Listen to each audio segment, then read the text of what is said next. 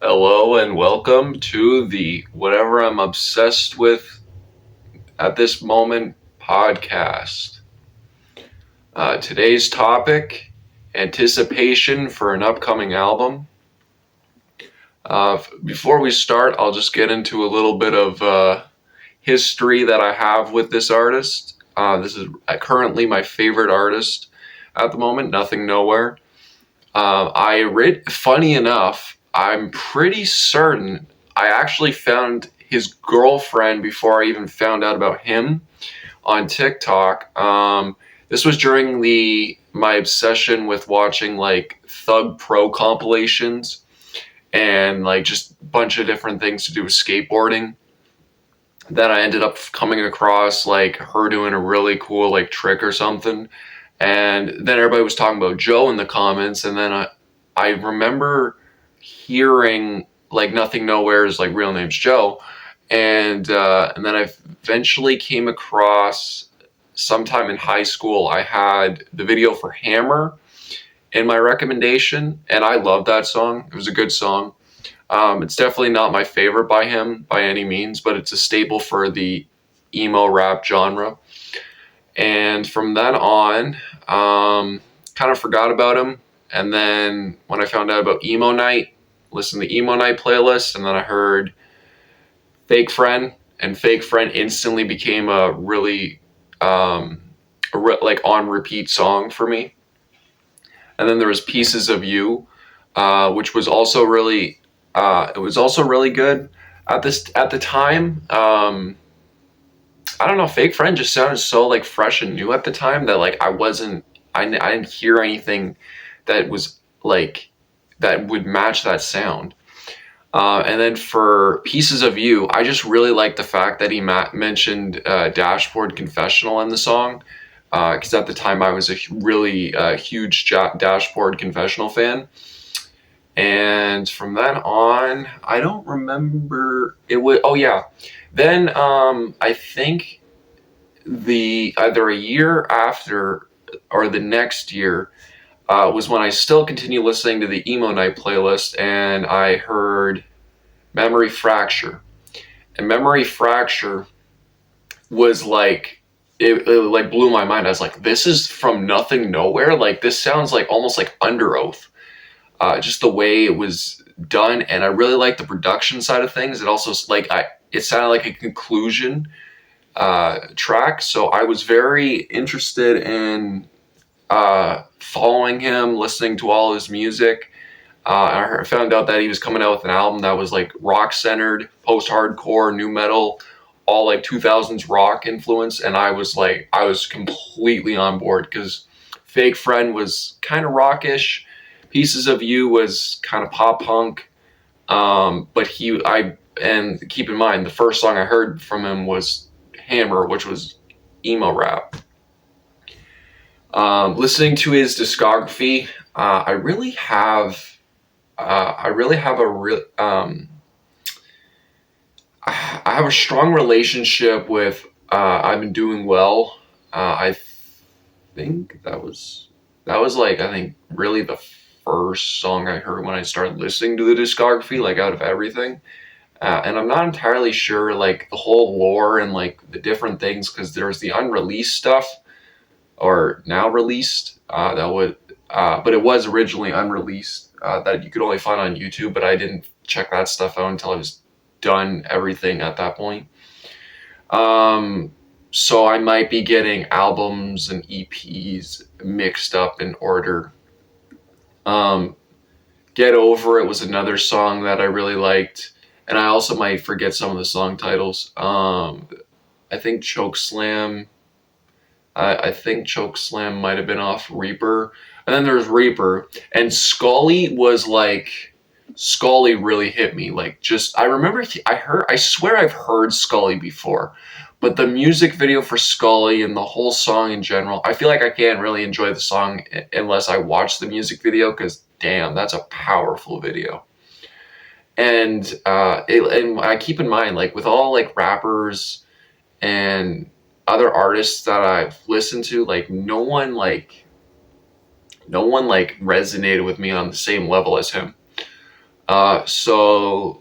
Yeah, so with Reaper, Scully was on Reaper.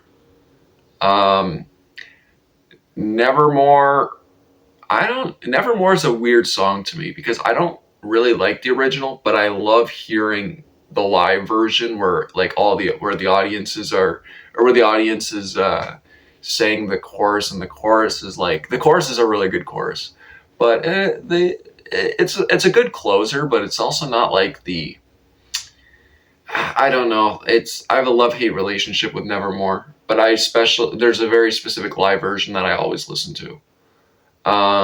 And from then on, there's Runer. Runer at this moment in time is my favorite song for the album. It's probably top. It's probably second. No, no, I think it's still my favorite Nothing Nowhere album. I really do like Void Eternal, but there's just something about Runer that just really connects, and I feel like that's the one that like really connects with a lot of people. Runer is a fantastic song, and for all the others, everything is just I enjoy the whole package. But Runer is definitely a standout song that I always have on repeat. It's a very it's a song that I resonate with a lot, and then from there there was also like I think it was like an EP with Travis Barker, and I really only like the song with Black Bear off of that one. Um, but again, they're all favorited, so but that's the one I remember the most. And then there was the album with Fake Friend, which is Trauma Factory, and Trauma Factory was kind of like my third, or at the time it was my second favorite album. Um, it might be surprising, but yeah, Reaper for me like has a lot of standout tracks, but it's not my favorite album, or it wasn't like a favorite or even second favorite. But yeah, Trauma Factory was definitely like my second favorite, and then there was Void Eternal, and Void Eternal to me is like you have to I kind of separate from the rest of the work because I just love the music. Void Eternal for me is all about the music, while the other albums are about the lyrics and the overall vibes, I guess. Um, but for me, yeah, this album is just strictly all about the music for me. I don't really resonate with a lot of the songs. I mean, I do, but not in the same way as like I would normally resonate with a song. For me, it's just all the music. Like Anxiety is such a like the intro for Anxiety is just so good, and then even Venom is also very good. But from that on, then I heard the unreleased stuff, and there was some good unreleased stuff. Doomsday, ironically enough, which is one of my favorite songs that was unreleased, is going to be on his upcoming mixtape, and that brings us to the mixtape. I am really excited for the mixtape. I didn't the day he streamed, which was recently. I don't. It was probably a couple days ago. Um, I remember clicking on like going on Twitch, seeing that it wasn't there, so I missed out on the live stream. But I really wanted to join the live stream. Um, then I rewatched it yesterday, like on the archive. But yeah, and when I heard those the samples for those songs, I got hyped. It's a love letter with all like to all of his albums, his different influences I find, which I'm hooked. I'm so prepared for February 9th. Um, right now, the song that I'm extremely excited for is definitely Reaper Rap, and second is probably Pity Party. No, no, there was another one. I don't remember the other one. It wasn't Pity Party. Pity Party's third. But there's a one with an amazing chorus that I just love.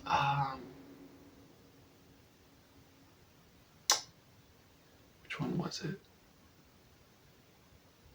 Yeah, I can't remember off the tip of my tongue, but um, I'm pretty sure on the archive it's either it might be it might be out there for a sample, or you might have to just watch the live stream. Um, but yeah, I really wish I was there for the live stream, because like I don't remember that day. I don't remember if that was a good day or a bad day, but I do remember just like going on Twitch, not seeing it was there, even though I got the notification. I should have went on my phone, but I think my phone was, I think I was using Spotify, or no, I think my phone might have been charging, because then I wanted to play COD, which was not a not a great idea. But then I could have also just played COD and then had it on my phone. But yeah, I don't remember that day. But I'm really excited for this mixtape. So for yeah, anticipation for albums and whatnot.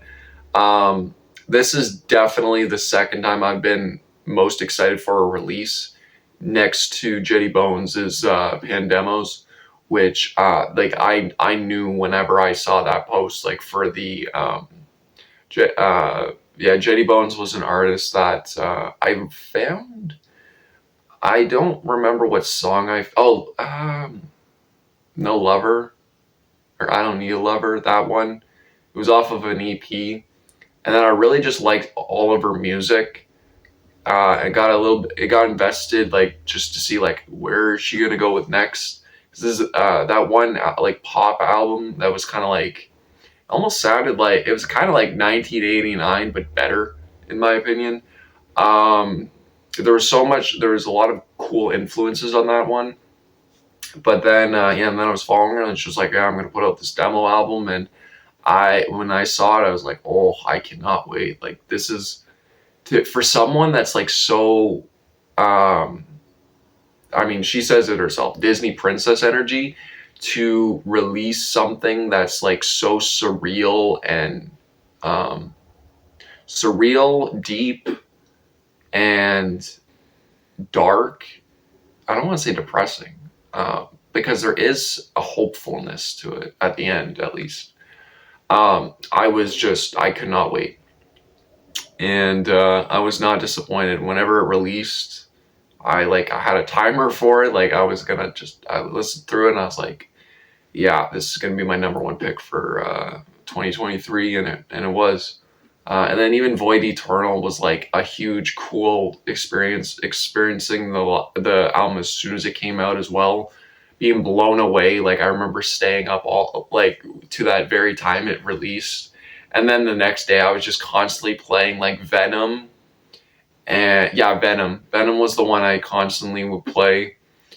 The one that I still not I'm still not sold on Fortune Teller. Fortune Teller is the weakest song off that album. And the Thirst for Violence too. Like, there's fun to be had, but it's just, they're not as good as the rest. And then I've kind of like except for Ruiner and Trauma Factory, I've kind of had that experience with other songs on his other albums. But yeah, I feel like I knew this was going to be a little bit all over the place. So what I'm going to do for podcast format is, at this moment in time, until I get actual feedback, I'm just going to have two versions. I'm going to record me talking, and then I'm going to just take this audio and then put it over gameplay, and I'm going to release both videos. So you have me talking, and then you have the gameplay, and then you could choose whichever one you want. I could just do both, but at the same time, like, I could do both, or I could just do one, but I really need feedback on which one you would prefer. 14 minutes seems like it needs gameplay. But yeah, I will focus on making an intro, having music to go with it, and yeah, I'm gonna have to see about getting this on other platforms. But yeah, this was just a test run. Let me know what you think. I mean, this is episode 1, but just to get a feel of how this would play out. Yeah, that's all. Peace.